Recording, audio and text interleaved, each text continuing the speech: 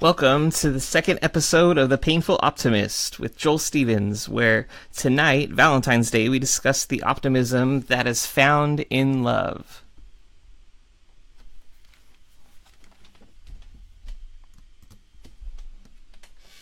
Hi, everyone.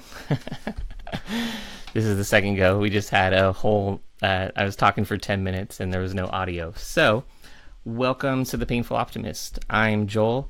And if you don't know what The Painful Optimist, that's me. It's a name that my wife gave me as I was looking at the world as it stands right now and was still looking at it through a sense of optimism. And she said, Joel, I cannot necessarily always align with you. You're such a painful optimist. And if you want more of that story, listen to last week's podcast. But this week, I wanted to talk about love. Today is Valentine's Day, and it's one of those days where people either love it or they hate it. I'm one who is, along with being a painful optimist, also a hopeful romantic. And so I like love. I actually, if you look at anything online in the last few years, I've always said, I love love. I love people.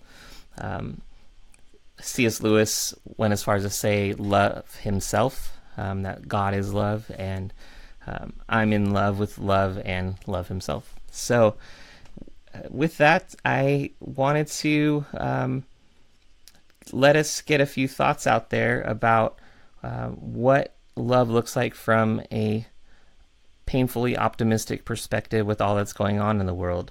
There are many who detest the day. They say it's something that is contrived by Hallmark and the marketers and the advertisers, just like Christmas or even St. Patrick's Day, Cinco de Mayo. It's just another day to grab our money. And yet, despite that, it doesn't take away that there's so many people who do want to show love and affection to the ones they care about in their life. This day is also something for myself where a few years ago, in 2012, I was on a tour in Israel, in Bethlehem, visiting refugee camps in Palestine. And the latter part of my trip, I actually was doing a Holy Land tour. And one day in February, I'm sitting at the shore of the Sea of Galilee, and the water's lapping over my shoes, and I have my camera out, and I'm focused on the water in front of me, and then at some point I look behind me and see this beautiful girl and decide I'm going to focus back on my lens, and did another double take and was like, okay, yeah, she's still there, she's beautiful, she's probably foreign. I guess that most people in Israel on the Holy Land tour are foreign. They're not necessarily Israeli, but lo and behold, this woman turns out she's now my wife. We met the next day at the kibbutz in Israel. That's another long story that we won't get into now. But funny enough, she was there with her camera. And so we looked back months later at our photos with the back of my head and the back of her head, and they actually all timestamped to February 14th. And my wife, who doesn't like the holiday, it's one of those funny things for us where it lives on that it was the day that God set us up, if you will, to have met each other and have glanced at each other at the Sea of Galilee, in the Holy Land of all places. So, like it or not, sweetie, it's our day. Before I get into the fullness and the gist of where we're going tonight, I wanted to give a little update.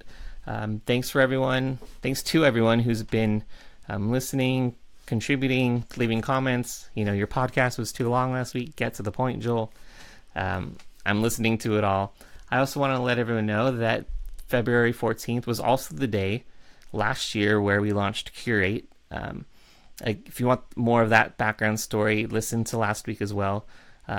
Curate as an idea is something that I hope, it's been a little bit dormant the last year, and with this podcast and also just with all that's going on, it's kind of put the fire within me again to recognize that there is a place for it in our world. So, with that said, just wanted to flip over here to our second screen and just let everyone know that on here we have been updating the Painful Optimist on our homepage. There's more news updates coming. You can get in here. Also, as I scroll down, let everyone know we are actually on iTunes. I do need to update this webpage. If you go over here, just got word last night that we are now on Stitcher as well. So if you have your Android device or your iPhone app, or even the website, you can listen to our podcast through Stitcher. And secondly, also through the iTunes podcast app or the iTunes software. Even an Apple TV will be able to play it. So, last announcement as I get over here. Just want to let everyone know. Whoops. Changing some screens. That we actually have this hat for sale. My wife, detesting Valentine's, also detests the XO, the hugs and kisses. But this is a project that I've been sitting on for a while, and I thought, what better day to also throw it up on to our site. This is an awesome hat. I'll switch over the other photo here. It's embroidered. It's done through us and a company named Printful, where it's one-off production on these things. And you can see there, if I scroll down, this XO Collection Low Pro hat is $30. The idea behind that is we have partnered with some key organizations, some friends of ours who are working within Congo and war zones there, that they have set out to create schools in the war zone, and purchases of this hat go to help them and our friends over at Justice Rising, Cassandra and Edison over there, and all the awesome work that they're doing on a regular basis. So I'll throw the link up right here. Fade back to me. Right there, curate.cc XO Collection. It's not up yet. It'll be up after this podcast. So yeah, getting into the nitty gritty, as Nacho Libre says. On this day of love, I had been asking God, like, what do I talk about? I want to talk about love. I'm someone who loves love, not as an idea, and that's I'll get there. But in my pondering about a week ago, as I'm asking God, what do I talk about? He threw a question at me. And by he, I mean that still small voice, that if you never heard the still small voice, I invite you to ask God to speak to you. And the still small voice in a moment basically threw a question back at me. And from that voice, I heard, Joel, do you know that I love you? And I was like, yeah, of course, God, I know you love me. Like, you've given me a stable job. You've given me an amazing wife. You've given me talents, all these things. Like, no, but without those things, do you know that I love you? If they weren't present, do you still know that I love you?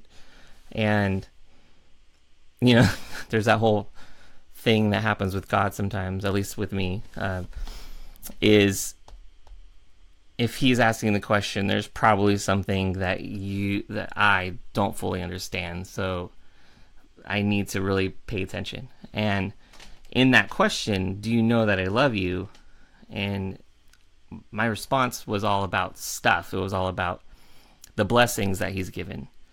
And it started let me get introspective, where I was like, okay, well, you explain to me, God, because I know there's more for me to hear from you in this moment. And what I heard from him was, I want you to know that I love you. And like, that if I took away all these things from you, if I took away your wife, your job, your ability to take care of your family financially, if you didn't have these things, my love would still exist for you.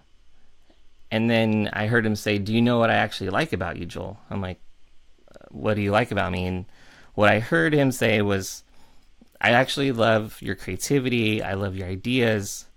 But most of all, Joel, I love your heart. because your creativity, your ideas, your passion, all of those things come because of your heart. And definitely softened me up, had this awakening. Okay, like I couldn't really recall in the recent memory of a time where I actually let God love me in that way, to not have it be like, what can you give me, God, or I love you, or I know I experience your love because of what you've given me, A, B, C. And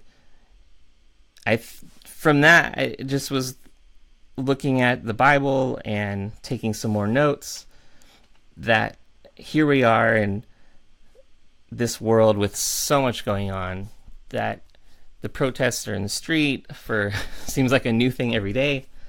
And on the flip side, sometimes it seems like the church is silent. But where I want to leave us today on this day of love is that there is optimism found in this love that God has. And in the book of 1 John, it says, whoever does not love does not know God, because God is love. So what does that mean? God is love. It makes me reflect on Jesus, who said, when you see me, you see my Father. So if God is love, God is like Father God, and when we see Jesus, we see the Father, there's this thing that in my head is like, okay, well, I must be looking at love, because if I'm seeing Jesus, I see the Father. If the Father is love, if God is love, then when I encounter Jesus, I'm encountering love. And that, for me, it goes into why I believe God even speaks today, is that love is a person. And love is not an idea. Love, it is an idea. I'm not saying it's an idea in culture, in literature, in the arts, in entertainment. But biblically, what we see is that God so loved the world that he sent his son. So if God, who is love, sends his son in love, then God is sending love to the world incarnately, that in a person we have this the whole time. Like, if for those out there who have any sense of growing up in the church at all, we all know that's all about a relationship, right? Well, it's not about a relationship with an idea of love. Like, what if it's a relationship with the one who is love? And for me, as fear, as worry, as even doubt kind of takes over the news, it's the pundits on TV going back and forth, the bantering. We have a dam that may or may not break with the week's rain coming up here in California. There's missiles being set off by Iran and North Korea. There's all these things happening. And here is a person who is the love incarnate in our midst, wanting our attention. And that is where, for me, the invitation, the optimism lies, that we can pursue the one who is love, Jesus, and invite him in. Like, Jesus, I'm really scared right now. There's a lot going on. And it was something I was listening to a friend of ours, my wife and I, Lyle Phillips. He has his podcast, and he was sharing about the whole immigration ban and what it means, and his thoughts. He and his wife were sharing their thoughts as Christians, as pastors. And it was awesome, because at the end of it, he said, you know what? Be quiet and go hear God for yourself.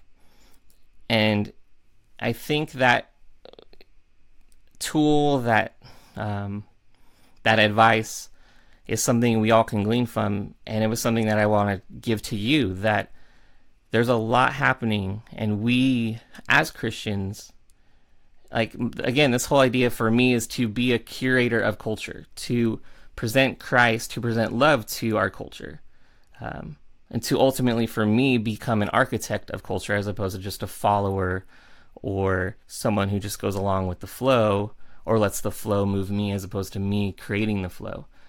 the only way that's possible is if I'm engaging with the one who is love, who came to the world when his Father sent him in love. And when I see the news and it can create so much fear, and the media can just spin whatever they want to spin, and there's a new person saying something every day on TV, on Twitter, on Snapchat, it can create a lot in our minds. And it's all the more reason why we need to be connected to the voice of love, who is Jesus. Because again, on this day of Valentine, it's not about Cupid. It's not about the idea of love. It's about a God who is love, beckoning, calling out for the attention of the world, for our attention as Christians, but just the world's attention, to say, I have something for you guys. I want you to receive it. And I'm here and ready to give it to you. If you would just take a moment and get away and turn off the TV, turn off the podcast even, turn off your phone, and just, whether you call it the prayer closet or the shower, or just waking up a little bit earlier than you did today, like tomorrow, wake up a little bit earlier and just say, God, I'm going to spend time with you so I can hear your voice, hear your opinion, hear your thoughts about me, as a God of love. That is what we need right now. That's on this day, I want to give that to you guys to encourage you with that. And I just want to leave us tonight with a benediction. Before I do that, shout out to Beacon Coffee. La Pastora is excellent. Been drinking it for a while, and it's almost out, but you can go to beaconcoffee.com and get it. Yeah, it's a little cold now, but that's a naturally processed coffee. If you have never had a naturally processed coffee, that's a really great one. But the benediction tonight, as we close, I just want to focus on John 17. John 17 in general, as a whole chapter, is one of my favorites. But tonight, as we close, verse 20 to 23 is where I want to focus. And I'm just going to read it out over us. That it's, in the context of it, Jesus is getting ready to go to the cross. And he's saying a prayer for himself. He says a prayer for his disciples. And here he says a prayer for all believers. So may we reflect on Jesus, who came in love, and hear his prayer for us tonight. My prayer is not for them alone. I pray also for those who will believe in me through their message, that all of them may be one. Father, just as you are in me and I am in you. May they also be in us, so that the world may believe that you have sent me. I have given them the glory that you gave me, that they may be one as we are one. And in them, I in them, and you in me. May they be brought to complete unity, to let the world know that you sent me, and have loved them even as you have loved me. So, that emphasis on unity there, and that God as love, as the Father, gave it to his Son. And Jesus is praying here that we would be in him as he is in the Father. And there's this circle that starts being painted, where there's this dance where God's in his Son, the Son is in us, we are in him. And it's this cycle that Jesus is saying, like, may they actually get it, that they may understand, like, this unity thing. Father, Son, and Holy Spirit live in that unity, and that's that unity right there that we are invited to. That when there's so much discord, when there's so much partisanship in politics, in churches, in, what side of the, as they're saying now, like, what side of history are you on? Are you on this side or that side? There's so much division through polls and through culture. Jesus here is saying, may they experience the unity, Father, that you and I have shared while I've been on earth, because I modeled it. And that's the prayer for us tonight, that in that unity, we would encounter the one who not only came in love, but the one who is love, and the one who went to the grave and rose again and is alive today, the love incarnate as the person Jesus. So I pray tonight over you guys that as you sleep, as you wake up in the morning, that you would hear that still small voice, even if you've never heard it before, that still small voice would give you what you need to curate, be caring for the souls around you. But it starts in here with that stillness, that quietness, and from there you can actually go into the world, preach the gospel, change it, heal it, bring healing, cast out demons, all the fun stuff. It all starts in that still small voice where the Father and the Son and the Holy Spirit and us are together in that oneness, in that unity. So peace over you guys. Thank you. I'll throw up this online afterwards, and that's my rant for the night. We'll see you next week. Thank you.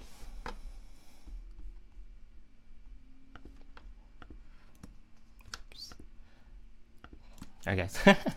Have a good one. Thank you.